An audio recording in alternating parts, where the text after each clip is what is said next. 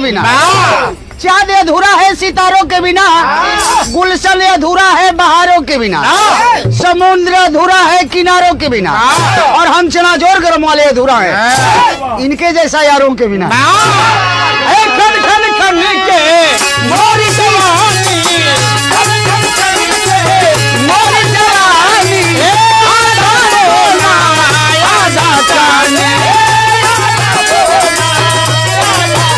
सैया दिल सगुनावा के माने, सैया मम्मी तो सैया न दुनिया के दारी हो सैया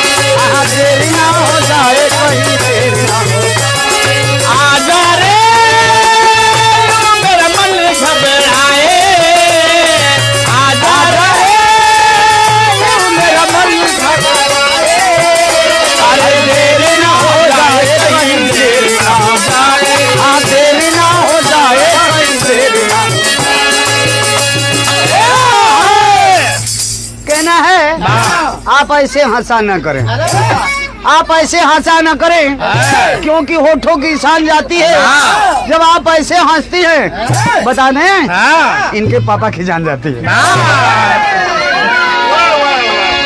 जिसे देखने दिल धड़का मेरी जान तड़पती है, जिसे देख मेरा दिल धड़का मेरी जान तड़पती है।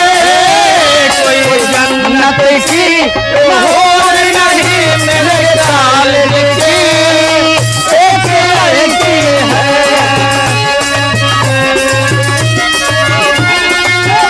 मेरे कालिज की एक लड़की। अरे उस पे लुटा दूँ ये जिंदगी, अरे मुझको तो मेरी लैला लगे, ऐसी चाहता है लब को मैं लो, अरे हंस के चुरा लो इसके हाथ, अरे जी चाहता है लब को मैं लो, कुछ बात है मेरी आग फड़कती है, कुछ बात है मेरी आग फड़कती है। कोई जन्नत की ये होड़ नहीं मेरे कालिज की एक लड़की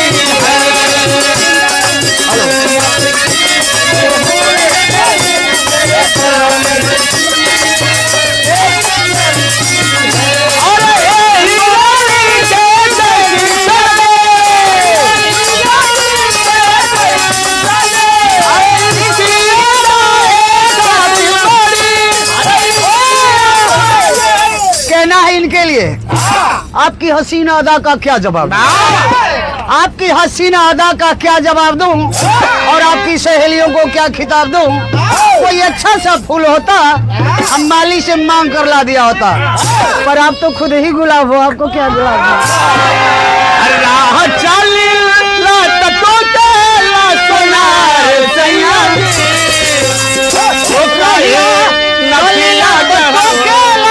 सोनार सयादी काहे गढ़ला उधार सयादी काहे नथिया गढ़ला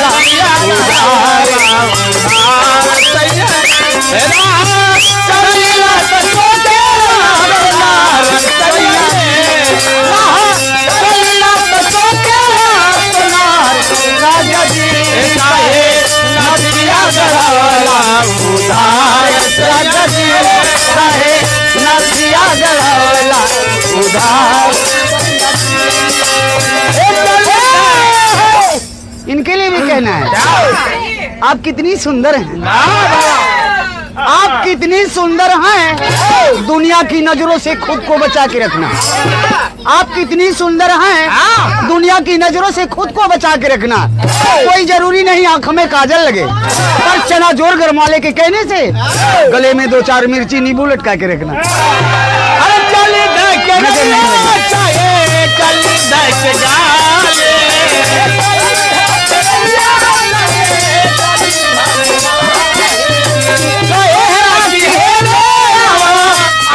ना काली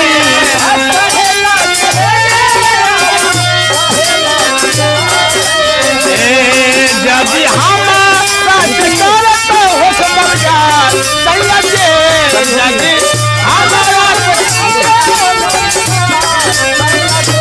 जाके आज में चुका दाम उधार राजा जी जाके आज में चुका दो।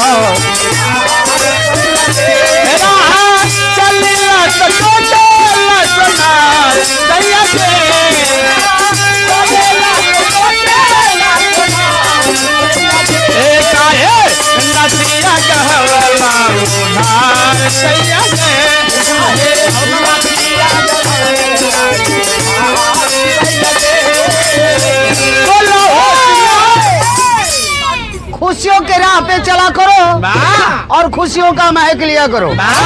खुशियों के राह पे चला करो, खुशियों का महक लिया करो।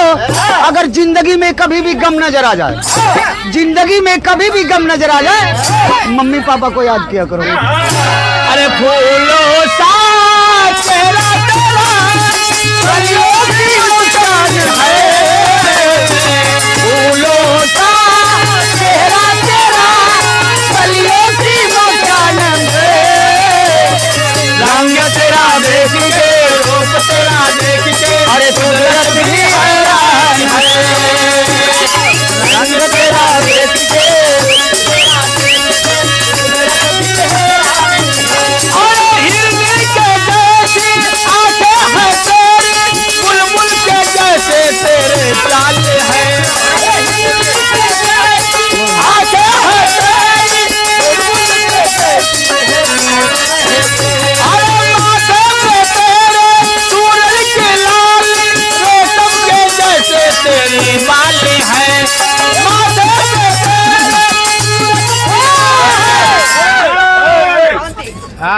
मोम क्या चीज है?